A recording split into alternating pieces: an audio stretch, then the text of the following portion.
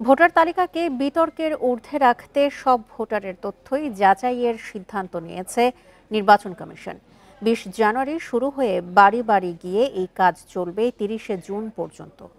এছাড়া তাদের দেয়া খসড়া তালিকা অনুযায়ী ১৮,৩৩,০০০ বেড়ে দেশে মোট ভোটার এখন ১২,৩৬,০০,০০০।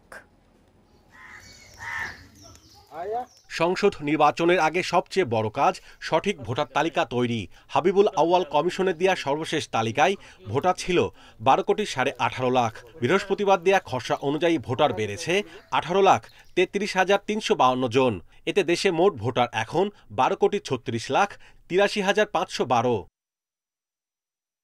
খসড়া তালিকায় পুরুষ ভোটার ৬,৩৩,৩০,১০৩ জন এবং নারী ভোটার ৬,৩,৫২,৪১৪ জন।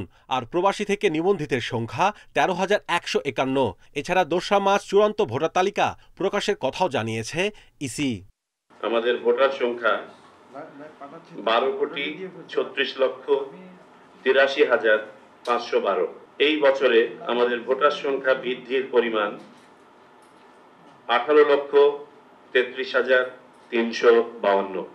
ভোটার সংখ্যা বেড়েছে ১.৫% আনুমানিক।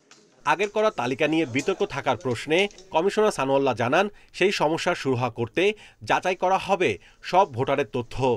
খসড়া প্রকাশ করছি মানে একজনের তথ্য আমরা লুকাচ্ছি না, সবার তথ্য প্রকাশ্যে আছে।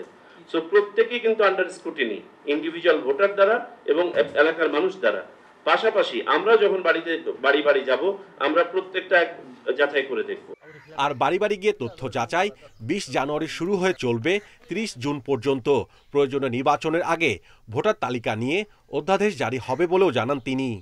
যদি দেখি যে একটা উল্লেখযোগ্য সংখ্যক ভোটার বয়প্রাপ্ত হয়ে গেছেন ভোটের আগে, তাহলে প্রয়োজনে অর্ডিন্যান্স জারি করে তাদেরকে ভোটার তালিকায় সন্নিবেশ করা যায় কিনা এই সম্ভাবনাটা আমরা যাচাই করে দেখব।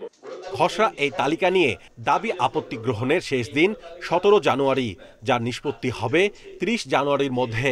এই কমিশন দায়িত্ব গ্রহণের পরে মাহমুদুল হাসান, ইন্ডিপেন্ডেন্ট নিউজ, ঢাকা।